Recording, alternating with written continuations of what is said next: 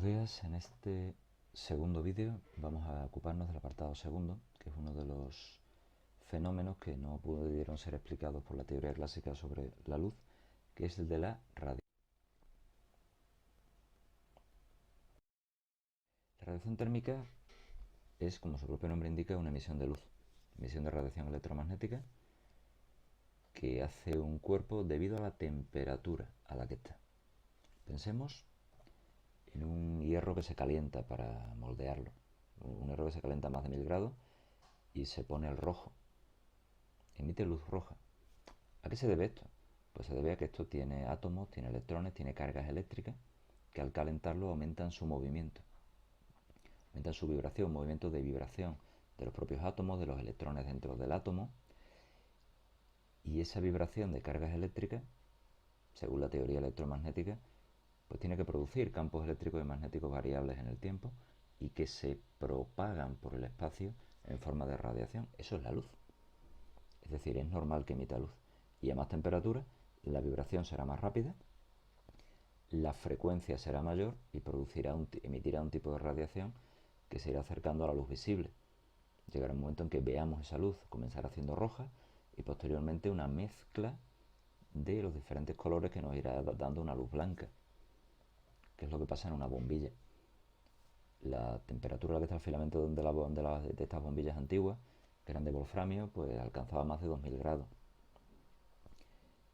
Y ahí emite luz blanca, blanco amarillento, pero es una luz más blanca.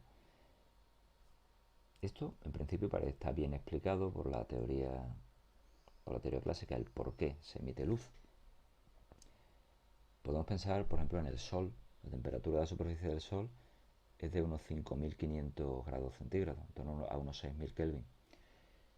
A esa temperatura, pues emite de todo tipo de radiaciones. Emite desde ondas de radio hasta rayos ultravioleta y afortunadamente muy pocos rayos gamma.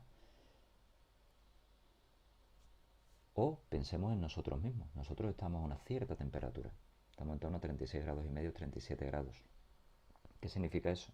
Pues significa que nuestro cuerpo también emite radiación. Las moléculas de nuestro cuerpo, la vibración térmica, la agitación térmica de las moléculas y los átomos de nuestro organismo, por el hecho de estar a una cierta temperatura, emiten radiación. No llega a luz visible. La emisión se produce en el infrarrojo. Pero con una cámara térmica podemos detectar aquellas zonas que están a más temperatura o que están a menos. Estos colores son colores que un procesador en el ordenador pues le da para indicar dónde hay más intensidad de radiación infrarroja y dónde hay menos. Las zonas con más temperatura emiten más radiación infrarroja, las zonas con menos temperatura emiten menos. Y les da un color rojo a las zonas con más emisión de radiación infrarroja, como el interior de la boca, la zona aquí de las mejillas, o zonas que emiten menos, como el pelo, que es un buen aislante, o aquí, si por cuestiones de circulación, pues tenemos los capilares de la piel más en el interior, en la zona de la nariz, pues a lo mejor notamos la nariz fría.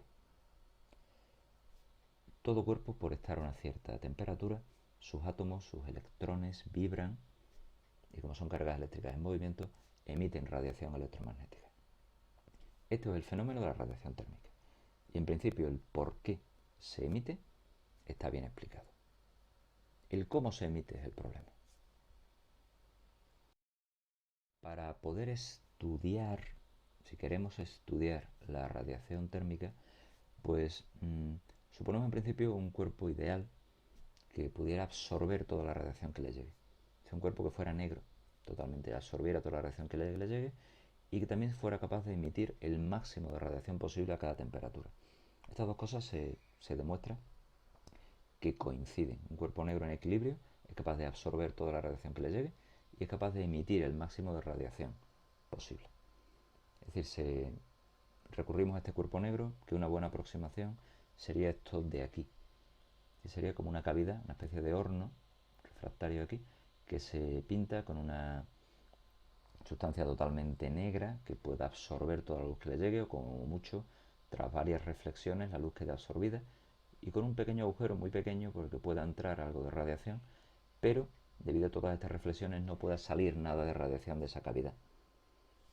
También luego, si se calienta el interior como un horno, pues emitiría radiación a través de este agujero que sería el máximo de radiación posible que se puede emitir a esa temperatura.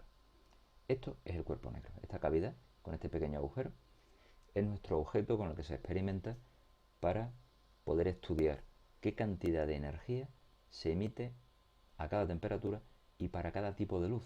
Es decir, qué cantidad de energía se emite de rayos X, de rayos ultravioleta, de luz visible, de los diferentes colores, de infrarrojos, de microondas, de ondas de radio, etc. Midiendo esa radiación térmica, midiendo la cantidad de energía emitida por cada tipo de luz y para cada temperatura, se obtienen gráficas como esta. Aquí estamos viendo la intensidad, es decir, la energía emitida por unidades de tiempo y de superficie, pero estamos viendo la cantidad de energía que se está emitiendo frente al tipo de luz. Aquí en esta gráfica está representada la longitud de onda. Podemos encontrarnos otra, lo que está representada sea la frecuencia. En longitud de onda, recordemos que son inversamente proporcionales, la longitud de onda es la velocidad de la luz partido por la frecuencia, pues una mayor longitud de onda significa menor frecuencia, y aquí tendríamos pues las ondas de radio, las microondas, nos encontramos aquí los rayos infrarrojos, los diferentes colores de luz visible, desde el de menos frecuencia o más longitud de onda hasta el de más frecuencia o menos longitud de onda, el azul, el violeta. Aquí nos encontraremos el ultravioleta y ya por último rayos X, rayos gamma. Y observamos que para cada temperatura tenemos una gráfica a 3000 Kelvin, a 4000 Kelvin, a 5000, a 6000 Kelvin. Observamos que hay unas gráficas que tienen un patrón parecido, tienden a cero para longitudes de onda muy grandes, también tienden a cero para longitudes de onda muy pequeñas, para radiaciones muy energéticas, y tienen un máximo, cada una tiene una zona máxima, que observamos que conforme va aumentando la temperatura, este máximo se va moviendo hacia la derecha, es decir, se va moviendo hacia longitudes de onda cada vez menores, hacia radiaciones más energéticas. Si a 3000 Kelvin el máximo puede estar aquí en el infrarrojo, o casi en las microondas, ya nos vamos encontrando que a 4000, a 5000, a la temperatura a la que está el Sol, en torno a 6000 Kelvin, pues el máximo está pues en el amarillo prácticamente. Y eso hace que se emita una luz que es mezcla de muchos colores, una luz blanca amarillenta, que es lo que nos da su espectro característico, pero también el Sol emite infrarrojo, también emite microondas, emite algo ultravioleta, emite muy pocos rayos X y rayos gamma, pero que también los emite. Y esta es la gráfica. De hecho, hay una ley que se llama ley de Wien que relaciona estos máximos de emisión, la longitud de onda a la que se produce el máximo, el pico de emisión, lo que nos da el tipo de luz para que se da el pico de emisión es inversamente proporcional a la temperatura en Kelvin. Hay una constante de Wien, partido por la temperatura. Bien, estas son las gráficas experimentales. Esto es la realidad. Esto es lo que se observa. Y esto es lo que hay que explicar. Pues bien, la física clásica, la teoría electromagnética de Maxwell, no puede explicar estas gráficas. Diversos científicos como Wien, el propio Wien, Rayleigh, Jeans, intentan explicar la radiación usando eso, la teoría electromagnética de Maxwell. Pero no pueden. Utilizan teorías de cavidades resonantes que se basan en la vibración de los átomos que componen este cuerpo negro, cuando se calienta, la vibración, las diferentes frecuencias a las que puede vibrar, y intentan explicar la energía que tendría que corresponder a cada tipo de luz, pensando una equipartición de la energía y que trae como consecuencia pues lo que sería esta gráfica punteada. Según la teoría electromagnética, conforme vamos disminuyendo la longitud de onda o aumentando la frecuencia, la energía que se emite tendría que ser cada vez mayor. Es decir, a una frecuencia cada vez más alta, los tipos de luz con frecuencia cada vez más alta, es decir, los colores, se tendría que estar emitiendo más del violeta que del rojo, y mucho más del ultravioleta que de otros tipos, y mucho más de rayos X y mucho más aún de rayos gamma. Esto no es lo que ocurre en realidad, además, afortunadamente. Si no, el Sol emitiría una cantidad enorme de radiación ultravioleta y de radiación gamma y la vida no se habría desarrollado sobre la Tierra.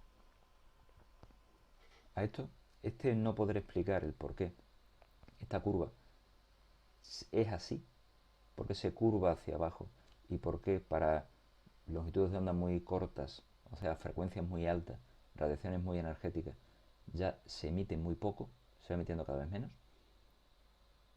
A esto se le dio en llamar la catástrofe ultravioleta. Es decir, se puede ajustar bien para longitudes de onda grandes, para radiaciones poco energéticas, pero después empieza a separarse mucho y ya es totalmente incompatible a partir de la radiación ultravioleta. Estamos suponiendo una emisión continua de radiación, es decir, lo que hace una onda. Una vibración constante de los electrones de la sustancia que constantemente van emitiendo esa radiación, que constantemente están produciendo campos eléctricos y magnéticos variables en el tiempo que se van transmitiendo a la velocidad de la luz. Es decir, parece que está suponiendo que se está emitiendo la energía de forma continua no explica el fenómeno. La explicación va a venir dada por un científico alemán justo en el último año del siglo XIX, 1900, Max Planck, que propone un enfoque diferente. Propone que la emisión de luz, la emisión de radiación está cuantizada. ¿Qué significa eso? Que no se puede emitir cualquier tipo de luz. No se puede emitir cualquier cantidad de energía. No se puede emitir cualquier cantidad de energía, sino que se tiene que emitir de forma discreta, no continua. Se tiene que emitir de forma discontinua. No se puede emitir cualquier cantidad de energía. Nuestro cuerpo negro, sus átomos están oscilando, están vibrando. En principio tendrían que poder emitir cualquier cantidad de energía, pero no. Planck propone que no se emite cualquier cantidad, sino que existe una cantidad mínima, una unidad, lo que sería un paquete de energía mínimo, o cuánto de energía, que sería esa cantidad mínima que se puede estar emitiendo. Y por lo tanto, no se puede emitir cualquier cantidad, sino solo un múltiplo de esa cantidad mínima. Se pueden emitir 2, 3, 4, 5 cuantos de energía, 1.000.000 de cuantos de energía, o 1.000.001 cuantos de energía, pero no se puede emitir 1.500.000 cuantos. Se pueden emitir 30 cuantos, pero no 30 cuantos y medio. Por lo tanto, propone que la emisión de energía es discontinua, es discreta. Hay una cantidad mínima, algo que no es compatible con la teoría clásica. La cantidad mínima la calcula y la cantidad de energía mínima que se puede emitir viene dada por esta fórmula.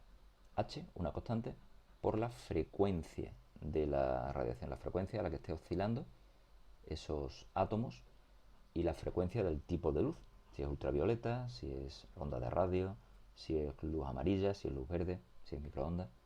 Cada una tiene su frecuencia y la energía depende de esa frecuencia. La energía mínima, de ese cuanto o paquete mínimo de energía que se puede emitir, viene dado por la frecuencia.